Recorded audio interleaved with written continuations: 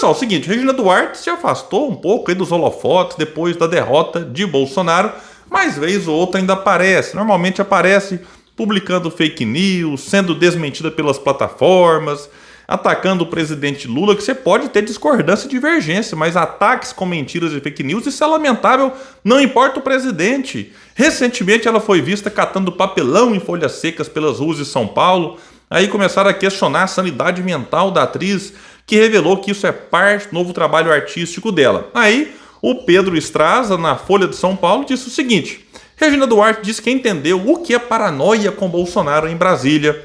Ela disse que sofreu, então, durante o seu período como secretária de Cultura do governo do ex-presidente. Em entrevista, a atriz diz que aprendeu na prática o termo em Brasília, mas também afirma que não se arrepende de ter aceitado a posição.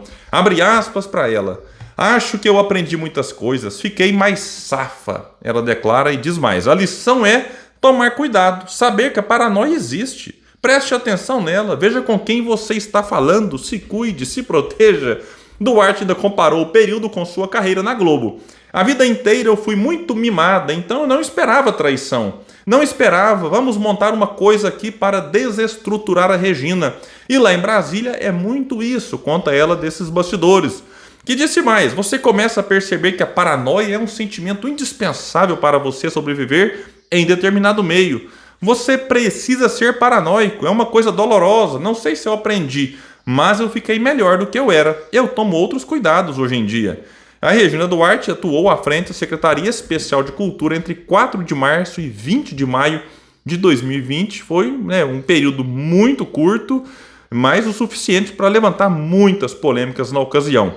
Ela foi a 4ª pessoa a ser nomeada por Bolsonaro ao cargo, depois de Henrique Pires, Ricardo Braga e Roberto Alvim. Então vejam só, ali pouco mais de um ano, ela foi a 4ª para esse cargo aqui. Então não é de duvidar mesmo que essa paranoia exista, mas incrível ainda é pensar que depois de tudo que essa cidadã passou, perdeu a oportunidade de voltar a trabalhar como atriz, aquilo que ela faz bem, que é uma coisa a gente divergir dela do ponto de vista político, das preferências dela e tudo mais, e da postura dela, que não é só a preferência, porque eu conheço muito bolsonarista que preferiu o Bolsonaro em 2018, em 2022, eu discordo profundamente, mas que tinham a capacidade e a lucidez de falar, não, peraí, eu gosto do Bolsonaro por conta disso aqui, e aí tem os liberais, neoliberais, mas eu discordo da postura na pandemia, das mentiras, das fake news, etc e tal. Não, a Regina não é qualquer apoiadora, ela estava abraçando tudo. Fake news, negacionismo durante a pandemia, ataque ao sistema eleitoral, era o pacote, era o combo completo. E aí ela perdeu oportunidades aí de voltar a trabalhar como atriz talentosa que é, como eu vinha falando. Ela foi escanteada pelo próprio Bolsonaro, você não vê o Bolsonaro, não se encontra mais com ela, não está nem aí. E ainda assim ela continua puxando o saco de Jair Bolsonaro. Uma bolsonarista de carteirinha. Nessa idolatria pelo mito vai até quando?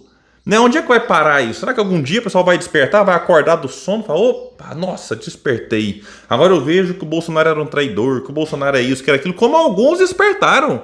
Já trouxe várias vezes o ex-ministro da Educação, Abraham Weintraub, por exemplo, despertou. Eu continuo divergindo muito do Weintraub, é bom destacar isso aqui, porque senão a gente fala despertou e acha que basta despertar que vamos... Não, peraí, temos divergências importantes. Mas é alguém que estava lá com Bolsonaro e agora rompeu, e rompeu feio. E agora critica Bolsonaro, fala que bolsonarismo é lepra e coisas piores. Júlia Lemos também estava lá junto, ajudou a eleger Bolsonaro, viu a traição de perto, viu a fraude que é Bolsonaro, rompeu, se afastou. Joyce Hasselmann, que eu também tenho profundas divergências, mas está aí agora batendo no Bolsonaro. Alexandre de Frota e muitos outros, muitos outros.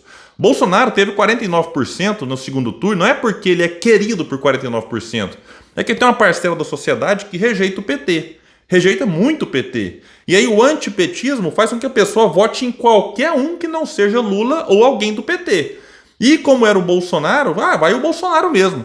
Eu costumo dizer o seguinte, que o Bolsonaro, inclusive vários membros da direita falam aí que era o candidato perfeito para perder para o Lula, porque tinha o anti-bolsonarismo e tinha o antipetismo. Só que o que aconteceu era uma disputa de rejeições.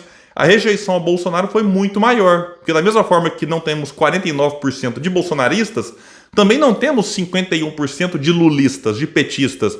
Boa parte da sociedade votou no Lula porque rejeitava Bolsonaro. Então foi uma disputa de rejeição. A do Bolsonaro, maior do que a do Lula. Lula acabou eleito presidente. E o Bolsonaro, segundo apontam em alguns levantamentos, né, o bolsonarismo hoje tem a simpatia de 25% dos eleitores, o que é muita coisa. Eu acho, pela tragédia que o Bolsonaro provocou, ter 25% de gente que se diz bolsonarista, olha, pra mim é muito isso aqui.